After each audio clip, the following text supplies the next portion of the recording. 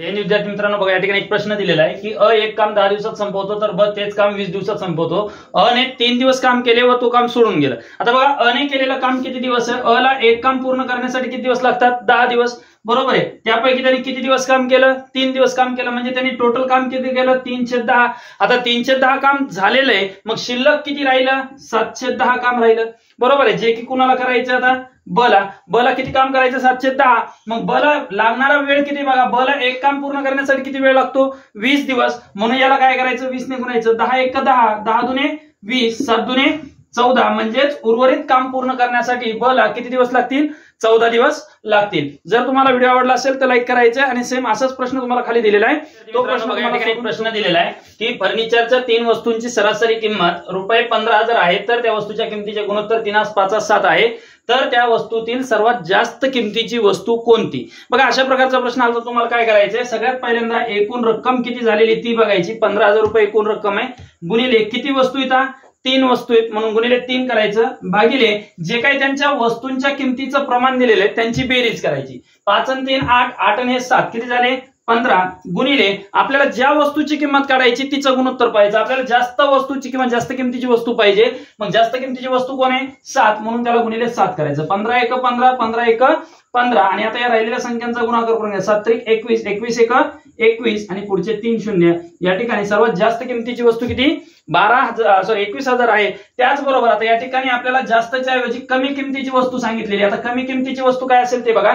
कमी किमतीसाठी या ठिकाणी फक्त आपण काय करणार? 7च्या ऐवजी 3 घेणार. मग 7च्या ऐवजी 3 घेतलं तर काय होईल? 15,000 गुणिले 3 भागिले 15 गुणिले 3. 15 घटले, 15 घटले, 3 × 3 = 9. उत्तर आलं 9,000. हे पर्याय सुशांतने व्याजाच्या दरा इतक्या वर्षासाठी सरळ व्याजाने 1600 रुपये कर्ज घेतले.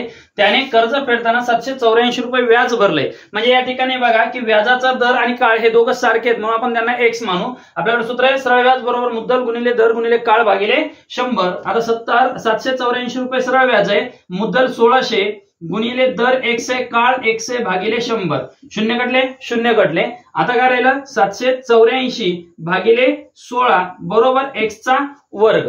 मग आता x चा वर्ग आहे. आता x काढण्यासाठी सोप्या पद्धतीने काय करायचं? तर बघा, x बरोबर या दोघांचा वर्गमूळ काढायचं. तर या दोघांचं वर्गमूळ काढलं तर काय होईल? 784 चं वर्गमूळ किती? 28.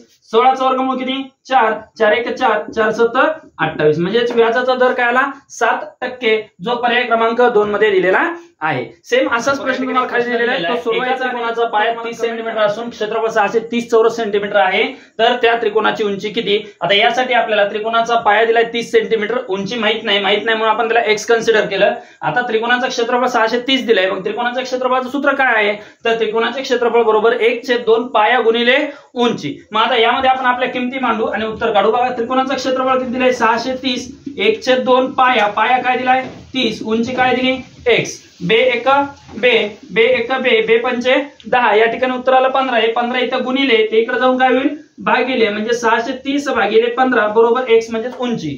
15 × 1 = 15, 15 दुने 15 × 4 = 60, बाकी राहिली 3 आणि 15 दुने 30. म्हणजेच त्या त्रिकोणाची उंची किती दिलेली आहे? 42 सेंटीमीटर आलेली आहे, जी पर्याय क्रमांक 3 मध्ये दिलेली आहे. जर तुम्हाला व्हिडिओ आवडला असेल तर आपल्या चॅनलला लाईक करायला विसरू नका, फॉलो करायला विसरू नका. 3 ने भाग जाणारे एकूण 2 अंकी संख्या किती? ज्यावेळेस तुम्हाला अशा प्रकारचा प्रश्न येईल त्यावेळेस काय करायचं? सगळ्यात पहिल्यांदा 3 ने भाग जाणारी पहिली 2 अंकी संख्या शोधायची. 3 ने भाग जाणारी पहिली 2 अंकी संख्या कोण आहे? 12. ही कितव्या क्रमांकाची संख्या आहे? 4थ्या क्रमांकाची. म्हणजे 3 ने भाग जाणारे 1 पासून जर स्टार्ट केला आपण तर त्यानुसार 4थ्या क्रमांकाची संख्या आहे जी 12 3 ने भाग जाणारी. त्यानंतर शेवटची 3 ने भाग जाणारी संख्या कोणती? 99. मग कितव्या क्रमांकाची? मग 99 ला 3 ने भाग दिला, उत्तर आलं 33व्या क्रमांकाची. मग आता प्रश्न आहे की एकूण 2 अंकी संख्या किती? मग अशा वेळेस काय करायचं? तुम्हाला एकूण संख्या बरोबर शेवटची संख्या कितव्या क्रमांकाची? 33व्या, वजा पहिली संख्या कितव्या क्रमांकाची? 4थ्या, बरोबर आहे. आणि या दोघांची वजाबाकी करून त्यामध्ये एक प्लस करायचा. मग 33 मधून 4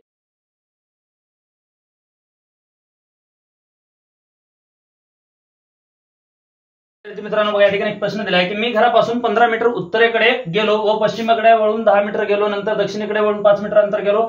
पूर्वेकडे वळून 10 मीटर. आता या प्रकारचा प्रश्न सोडवताना काय करायचं, सर्वात प्रथम आपल्याला तोंडाची दिशा दिली का ते बघायचं. जर दिली असेल तर त्या दृष्टीने आपलं तोंड घ्यायचं आणि कुठल्याही दिशेचा उल्लेख नसेल तर आपलं तोंड हे उत्तर दिशेला आहे असं लक्षात ठेवायचं. या ठिकाणी ही उत्तर दिशा आहे. ओके.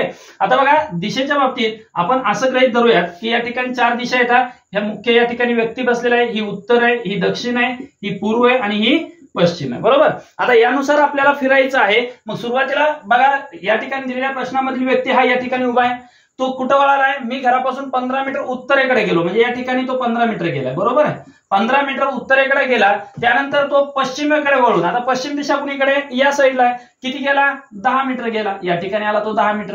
बरोबर आहे. नंतर दक्षिणेकडे वळाला, तर दक्षिण दिशा कुठे आहे, खालच्या बाजूला आहे. मग दक्षिण दिशेकडे वळाला आणि 10 मीटर चालला. किती मीटर चालला, 10 मीटर. आणि आता 10 मीटर दक्षिणेकडे वळून तो 5 मीटर चाललेला आहे. किती मीटर चाललेला आहे, 5 मीटर चाललेला आहे. नंतर पूर्वेकडे वळून 10 मीटर अंतरावर गेला. आता पूर्वेकडे बघा या ठिकाणी होता तो, आता पूर्व दिशा या साईडला आहे. मग इकडे तो 10 किलोमीटर गेला, म्हणजे तो या ठिकाणी मूळ ठिकाणी आला. बरोबर. आता कारण 10 हे अंतर सेम आहे, मग तो मूळ ठिकाणी आला. तर आता या ठिकाणी प्रश्न विचारला की मी सध्या घरापासून कोणत्या दिशेला आहे, घर त्याचं इथं होतं. बरोबर. इथून तो या ठिकाणी म्हणजे कुठल्या दिशेला आहे, तो उत्तर दिशेला आहे. म्हणून आपलं उत्तर असणार आहे 30 गुणिले तास वजा 11/2 गुणिले मिनिट. बरोबर आहे. मग आता बघा या ठिकाणी 30 गुणिले तास किती वाजलेले येतं, 4 वाजलेले.